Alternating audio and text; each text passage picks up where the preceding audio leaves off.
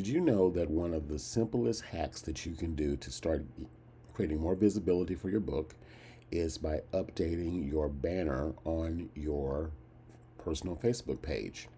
So what you can do is create a banner just like this. You click, and when people click on it, it takes them right over to a link to where they can actually go and opt in to get on your email list. So right here is a link that goes to a web page on my website, and they can put in the contact information and get my free download. This is a simple banner that you can create. Only takes a few minutes to do if you've got the graphics. You can upload to your personal page and you're good to go. And I'm going to give you this template for this, or show you how to get it, inside of my new workshop that I'm teaching called Bestseller Blueprint. It's actually 10 plus proven strategies to get more eyeballs and sales on your book. And the link to that is right inside the template. So I hope to see you on the call.